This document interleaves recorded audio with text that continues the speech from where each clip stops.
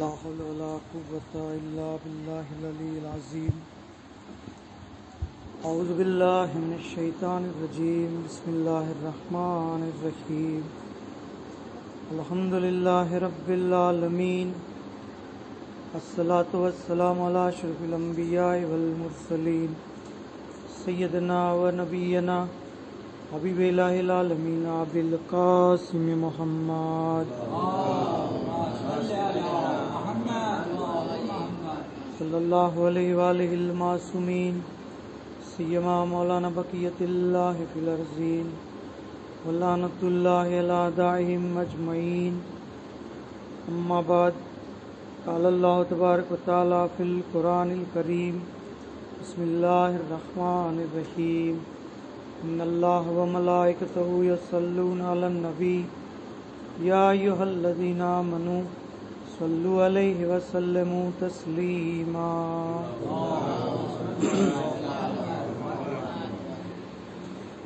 તમામ તારીફ, તમામ હમદસના રબ્બુલ આલમીન માટે, જેણે આપણને ફર્શ અઝા ઉપર ઝિક્ર ઇમામ અલૈહિસ્સલામ બરપા કરવાની તૌફીક અને ખુશનસીબી અતા કરી.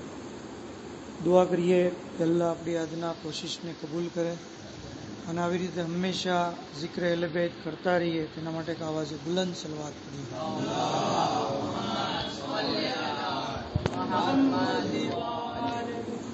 ખરેખર સલવાત પડવી બહુ અઝીમ ઇબાદત છે. ત્યાં સુધી કે રિવાયતોની અંદર બયાન થયું કે દરેક આમાલ, દરેક દુઆ, દરેક અલ્લાહની જે ઇબાદત આપણે કરીએ છીએ એ કબૂલ થવાની ચાવી જો કોઈ હોય તો એ છે ઝિક્ર સલવાત. ઇમામ અલૈહિસ્સલામ ફરમાવે છે કે દુઆ ત્યાં સુધી હવાની અંદર, મતલબ કે આસમાન સુધી નથી પહોંચતી, હવાની અંદર ફરતી રહી, પણ જ્યારે સલવાતનો જે છે સહારો મળે છે ત્યારે એ દુઆ જે છે અલ્લાહની બારગાહમાં પહોંચે. તો ઝિક્ર સલવાત હંમેશા આપણે કરતા રહેવો જોઈએ. આવી જ રીતે એક બીજી પણ ઇબાદત છે જે મુસલસલ પડતી રહેવી જોઈએ, અને એની ફઝીલત, એનું એ કઈ ઇબાદત છે એના પહેલાં હું એના બારામાં એક વાક્યો છે એ કહી દઉં. અબ્દુલ્લા ઇબ્ને ઓન એ કહે છે કે એકવાર મેં સ્વપ્ન જોયું, ખ્વાબની અંદર જોયું કે મેદાને મહેશર છે, લોકોનો હિસાબ કિતાબ થઈ રહ્યો છે, અને મેદાન મહેશરની તો વાત જ અલગ છે.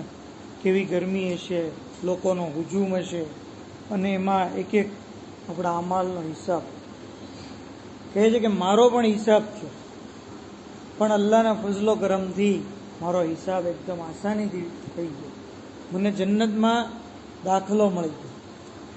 ત્યાં સુધી કે જન્નતમાં હું ગયો તો ત્યાં મહેલો હતા.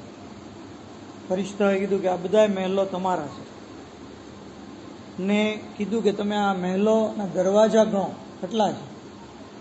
કહે છે કે મેં જ્યારે બધા દરવાજા ગણ્યા તો એ દરવાજા જે છે એ 50 હતા, 50 દરવાજા. પછી કીધું કે તમે આના રૂમ ગણો, તો મેં એના રૂમ ગણ્યા તો એ રૂમ 175 હતા, 175. 50 દરવાજા, 175 રૂમ. તો હું આ જોઈને અલ્લાહનો શુક્ર અદા કર્યો, ખુશ થયો, ખ્વાબમાંથી બેદાર થયો. સવારે હું વિચારતો હતો કે આ ખ્વાબની તાબીર શું છે. એ વખતના એના ગામના જે મુઅબ્બિર હતા ખ્વાબના, મોહમ્મદ ઇબ્ને સિરીન, એની પાસે કે હું ગયો. મોહમ્મદ ઇબ્ને સિરીન જે છે એ બહુ જબરજસ્ત ખ્વાબની તાબીર કહેતા, અને એના બારામાં મળે છે કે એક દિવસ એની તાબીરના ઘણા બધા વાકિયાત છે. કહે છે કે એક શખ્સ આવ્યો અને આવીને કે મોહમ્મદ, મેં ખ્વાબ જોયું કે મારી દુનિયા અને આખિરત જે છે એ ગુમ થઈ ગઈ. કહે છે કે તારું કુરાન ખોવાઈ ગયું છે? તો કે હા. તો કે એટલે તને આવું સપનું આવ્યું છે, તારી દુનિયા અને આખિરત ગુમ. હજી વાત ચાલતી હતી ત્યાં એક બીજો શખ્સ આવ્યો, આવીને કહે છે કે મને ખ્વાબ આવ્યું કે મને દુનિયાને આખિરત મળી ગઈ. તો કે તને કઈ કુરાનની કોપી મળી છે? તો કે હા, તો કે આ ભાઈને આપી દઈએ, એની આ ભાઈનું કુરાન ખોવાઈ ગયું છે. તો આ રીતે આની પરથી એક ખ્યાલ એ પણ આવે છે કે કુરાનમાં દુનિયાના આખિરતની ભલાઈ છે. તો આ શખ્સ આવીને પોતાનું ખ્વાબ, મોહમ્મદ ઇબ્ન સિરીનના ખૂબી ક્યાંથી મળે એ ખબર છે કે કહેવામાં આવે છે કે એ પોતે જે છે એ કપડાની દુકાનમાં કામ કરતા અને બહુ યંગ, સ્માર્ટ, હેન્ડસમ, અને લોકો જે છે એની ખૂબસૂરતીના વખાણ કરે. એક દિવસ એક ઓરત આવે છે અને એ એના જે છે એ હુસ્નના ફરેબમાં પડી ગઈ. હવે એ કે મારે આને કેમ હાસિલ કરવું? પોતે દુકાનના કપડાં બધાય સિલેક્ટ કર્યા અને કીધું કંઈક બહાનું તો બનાવવું પડશે. મોહમ્મદ ઇબ્ન સિરીનને કીધું કે હું ફલાણી જગ્યાએ રહું છું, તું આ કપડાં મારા ઘરે પહોંચાડી દઈશ. આ વાક્યો આપણને આયતુલ્લાહ દસ્તગીર સિરાજી સાહેબની કિતાબ સચ્ચે વાકિયાતમાં મળશે. કહે છે કે મોહમ્મદ ઇબ્ન સિરીન તો એને કહો આની બુરી નિયતની ખબર નહોતી. એ એના ઘરે ગયો, કપડાં દીધા. હવે એ ઓરતે જે છે દરવાજો બંધ કરી દીધો અને પોતાની બુરી જે છે એ માંગણી હતી એ રજૂ કરી. અને પાછું એમ કીધું કે અગર તું પૂરી નહીં કરીશ તો હું લોકોને જે છે એ તારી બદનામી કરી દઈશ કે તું જે છે એ ખરાબ નિયત છે. હવે મોહમ્મદ ઇબ્ન સિરીન શું કરે? એ કહે છે કે ભાઈ ઠીક છે, મને પેલા બાથરૂમ જવા દે. બાથરૂમ ગયો અને ત્યાંની જે ગલાઝત હતી, જો સાંભળજો, ત્યાંની જે ગલાઝત હતી એ પોતાના હાથમાં લગાડી, પોતાના પગમાં લગાડી. મકસદ એ હતો કે પોતે આ બુરાઈથી, આ ગુનાહથી બચી જાય અને પેલી ઓરતને એનાથી નફરત થઈ ગઈ. કહે છે કે બાથરૂમની બહાર આવ્યો, જ્યારે ઓરતે આ મંઝર જોયું તરત એને દરવાજો ખોલીને બહાર કાઢી મૂક્યો અને મોહમ્મદ ઇબ્ન સિરીન ચડી ગયો. અલ્લાહને કહે છે કે મેં તારી ખુશી માટે, ગુનાહથી બચવા માટે આ કામ કર્યું. એ જ રાત્રે એને ખ્વાબ આવ્યું અને કહેવામાં આવ્યું કે અમે તારા અમલથી ખુશ થયા અને તને દુનિયામાં એની જઝા એ આપીએ છીએ કે તને ખ્વાબની તાબીરનું ઇલ્મ આપ્યું. જેવી રીતે જનાબે યુસુફને ખ્વાબની તાબીરનું ઇલ્મ આપ્યું હતું, મોહમ્મદ ઇબ્ન સિરીનને પણ અલ્લાહે આપ્યું. તો મુદ્દા ઉપર આવ્યું. કહે છે કે મને આવું સ્વપ્ન આવ્યું, 50 મહેલ, 175 રૂમ. કહે છે કે તું આયતલ કુરસી વધારે પડો છો? તો કે હા. તો કે આ એની જઝા. આયતલ કુરસીની અંદર 50 કલેમાત છે, 50 શબ્દો છે, વર્ડ, અને 175 હર્ફ છે. એટલે ખુદાવંદે આલમે તને જે આ બદલો પર મોહમ્મદ આલે મોહમ્મદ સલ્લલ્લાહુ નારે તકબીર, નારે રિસાલત, નારે હૈદરી, આવાજે બુલંદ સલવાર. તો બેશુમાર ફઝીલતો છે. કુરાનની સૌથી બુઝુર્ગ આયત છે, સૌથી બુઝુર્ગ આયત, સૌથી અફઝલ સૂરો સૂરે બકરા, અને એની અંદર સૌથી અફઝલ આયત જો કોઈ હોય તો એ આયતલ કુરસી છે. જે કોઈ એક વાર આને પડે છે, 5મા ઇમામ ઇરશાદ ફરમાવે છે કે એક વાર પડે અલ્લાહ એનાથી 1000 મકરૂહાત દૂર કરે દુનિયાની, અને 1000 મકરૂહાત આખિરતની. દુનિયાની સૌથી નાનામાં નાની મકરૂહાત એ છે કે અલ્લાહ એને ગરીબીથી દૂર રાખશે, ફકીરીથી. અને આખિરતની સૌથી નાનામાં નાની કબ્રનો અઝાબ એનાથી જે છે એ દૂર રાખશે. એક વાર આયતલ કુરસી. ત્યાં સુધી કે આયતલ કુરસી પડવાના મુખ્તલિફ મોકાઓ છે. અગર આ મોકાને આપણે મદ્દેનજર રાખીએ તો આપણને યાદ આવી જશે.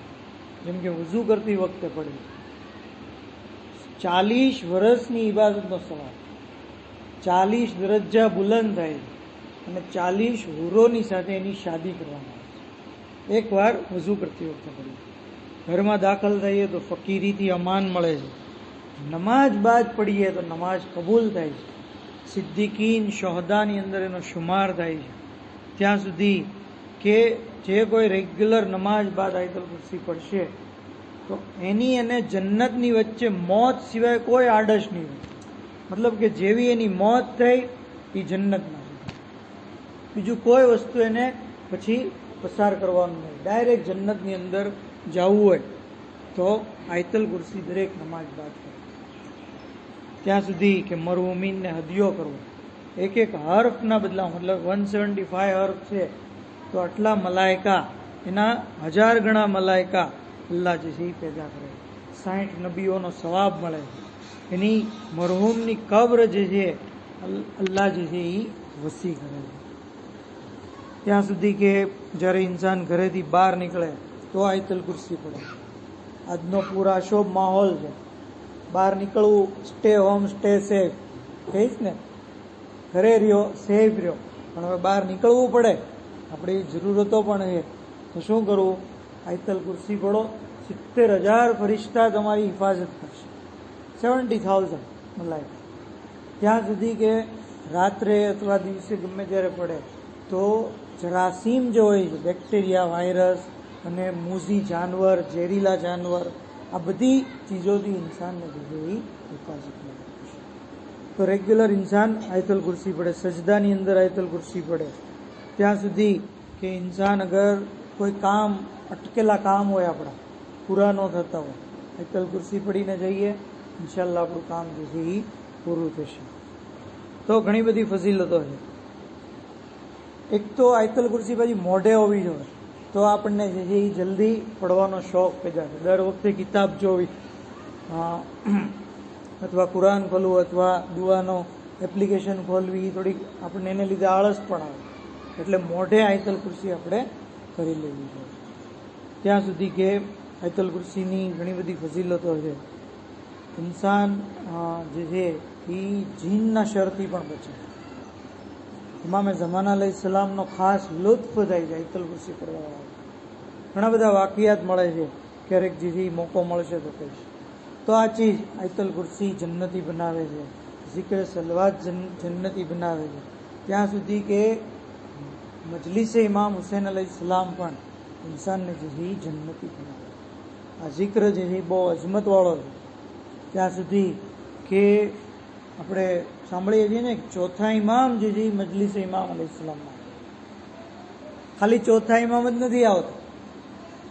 ચોથા ઇમામ અલૈહિસ્સલામને વાકીએ કરબલા પછી જોહરીએ પોતાના ઘરે બોલાવ્યા, કીધું કે મૌલા મારા બેટાની શાદી, તમે મારા ઘરે આવો. ઇમામ કહે છે કે જે ઘરની અંદર આટલો મોટો કરુણ બનાવ બની ગયો હોય, જે આંખે જે છે પોતાના 70 જવાનોને શહીદ થતા જોયા હોય, એ કેમ શાદીની અંદર શરીક થાય? તું મારા પિતાની મજલિસ રાખ તો હું તારા ઘરે આવીશ. એ ઇમામના હુકમ પ્રમાણે મજલિસ રાખી, ઝાકિર મસાહેબ પડે છે અને જે ઇમામ અલૈહિસ્સલામ આવે છે. મસાહેબ બાદ જોહરી જોવે છે કે મૌલા ક્યાંય દેખાઈ નથી રહ્યું. તલાશ કરી તો ખબર પડી ઇમામ અલૈહિસ્સલામ જે અઝાદારોના જૂતા જ્યાં હોય ત્યાં બેઠા. કીધું કે મૌલા તમે અહીંયા કેમ બેઠા છો? તમે ફરશે અઝા ઉપર આવો, તમે જે સદરે મજલિસમાં આવો. કીધું કે હું કેમ સદરે મજલિસમાં આવું? તું એ વસ્તુ નથી જોઈ રહ્યો જે હું જોઈ રહ્યો છું. તારી આ મજલિસની અંદર અત્યારે મારા જદ્દે અમજદ જે છે બેઠા છે, મારી જદ્દે માજેદા બેઠા છે, ખુદ મારા વાલિદે મોહતરમ જે છે તારી મજલિસમાં આવ્યા છે, મલાયકા મજલિસની અંદર શરીક થયા છે. તો આ છે અઝમત મજલિસ. મજલિસ ઇમામ હુસૈન અલૈહિસ્સલામ જે છે એ એટલી બધી અઝમત રાખે છે.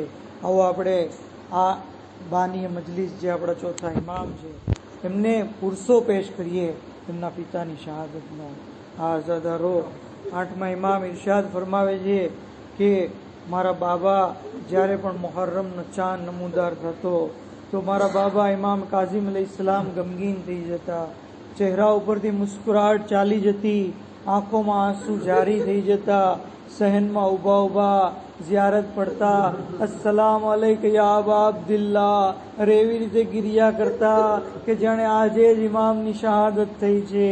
8મા ઇમામ ફરમાવે છે, હે મારા જદ હુસૈન, આપની મુસીબતોએ અમારી આંખોને જખ્મી કરી દીધી. હા અઝાદારો, આપણે જોઈએ છીએ કે કોઈ જ્યારે રડતું હોય તો આપણે એને દિલાસો આપીએ છીએ, સહારો આપીએ છીએ. અઝીઝો, તમે ક્યારેય જોયું નહીં હોય કે કોઈના બાબાનો ઇંતકાલ થઈ ગયો હોય, દુનિયાથી કોઈનો બાપ ચાલ્યો જાય, અરે લોકો આવીને એના હાથોમાં જંજીરો બાંધી દે, પગોમાં બેડીઓ પહેરાવી દે, ગળામાં તો કે ખારદાર અને કમરમાં લંગર. આઝાદારો ક્યારેય દુનિયામાં જોયું નહીં હોય કે કોઈના ગળામાં તોક પહેરાયું હોય. અરે આપે ક્યારેય જોયું નહીં હોય કે કોઈ બીમાર પાસેથી બિસ્તર છીનવી લેવામાં આવે. પણ હાય શામે ગરીબા, ઇમામે સજ્જાદ, બીમાર ઇમામનું બિસ્તર છીનવી લેવામાં આવ્યું, રેતી ઉપર ગિરાવી દીધા, ખયામે હુસૈનીને આગ લગાવી દીધી. અલા લાનતુલ્લાહિ અલલ કૌમિઝ ઝાલિમીન વસિયાલમુલ લઝીન ઝલમુ અય્યમુન કલબીન યનકલબૂન. ઇન્ના લિલ્લાહિ વ ઇન્ના ઇલૈહિ રાજીઉન.